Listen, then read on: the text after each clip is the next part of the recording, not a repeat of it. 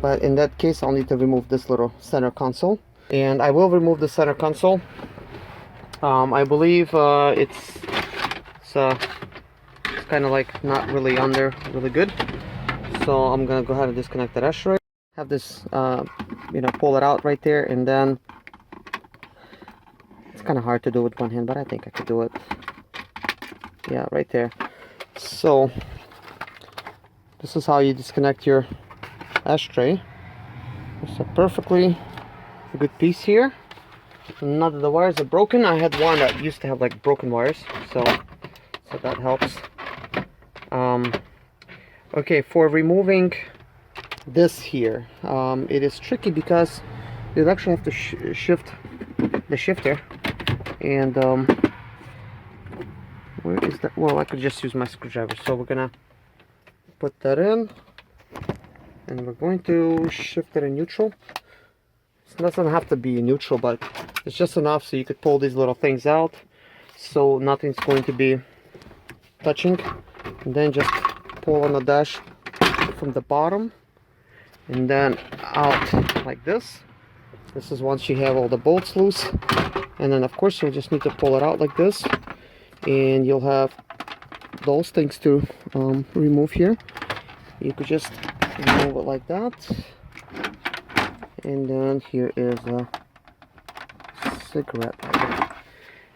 I know this could be a headache because there's a lot of wires to remove, and of course, you know, these two bolts were missing, but of course that piece needs to be removed, because if you don't, you'll break your dash, because those bolts are usually there.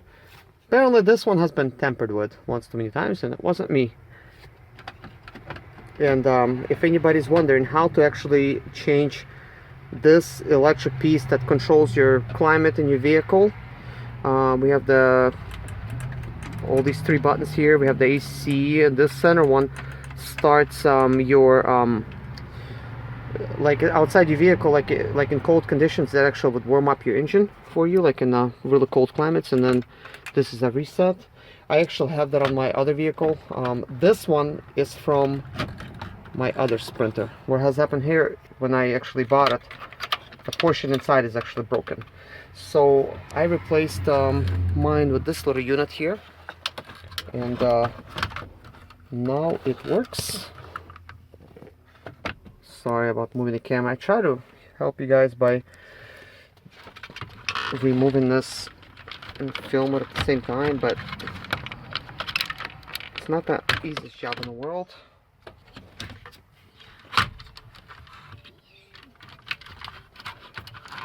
This one I'll actually have to remove this. I'll actually have to press that little knob right there, so I'll have to use like a screwdriver. This little piece here, it's on that tight.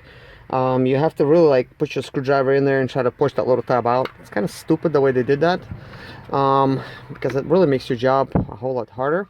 But in case this unit goes out for you, you'll want to know how to replace it. Now to actually put it in, I think this is where the trick comes in.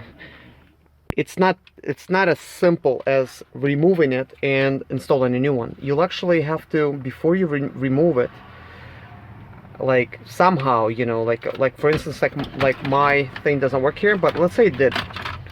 Like this here doesn't really work. You see, this doesn't really spin,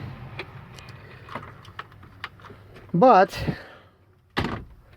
your vehicle will run without that piece being in there. There is these wires here that you could pull. There's this wire here. It controls, you know, the way that system is. So what you need to do is, for reinstalling it, first adjust to, like, let's say like to floor, or to maybe like windshield, so it's gonna blow the air in that direction. Of course, you know, this piece will be connected to the wires and everything, okay? If this little tab does not work here, use this here with this piece being attached and adjust it to where it's going like on the floor or something, and then to the new piece adjust it to go on the floor, then install it, because you know, if you don't do it like that, then it's also not going to work and you're going to break it. You won't be able to like rotate this little shifter thing. I know it's kind of like a pain, and this is probably a bad explanation, but I just don't see any other way of explaining it. I think there's supposed to be like one more wire. Yeah, see, there's one more right here. So this one goes in it goes on this piece. Yeah, it goes like inside over here. It snaps on that. Like it would go actually around this here, and it would go in between those little tabs. Like this little tab would snap in there, and then yeah, you would end up installing this piece on there. So it needs to go properly, and then okay, well, that piece is no good anyways, it just fell. I don't want to do that to the computer, but basically you'll need to adjust this little piece, because when you pull it, oh yeah, here's another piece. Okay, this is why this was kind of like confusing me, but because these pieces, they get hidden. So you got this black and white wire, both of them needs to be attached here. So you have one connector there, and then you have another one somewhere, but there's a place for both of them. You'll need to pay attention exactly which way they go, and then attach those pieces on there so they're going to work properly. But anyways, once you're going to be removing, you're going to see exactly what I'm talking about. Just before you remove it, adjust it to like a floor setting or something, and then on this unit, once you're going to be installing a new one, adjust it to the floor as well. And then you shouldn't have any problems. Just install those things, pop it in, and then it's going to work. Because I popped one in and mine's not working, so I'll need to actually well, the actual twister doesn't work because, you know, these things are not properly aligned.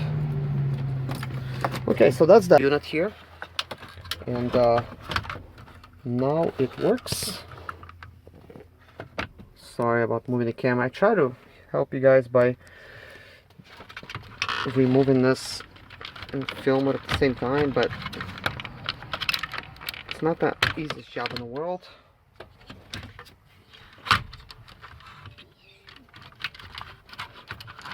This one I'll actually have to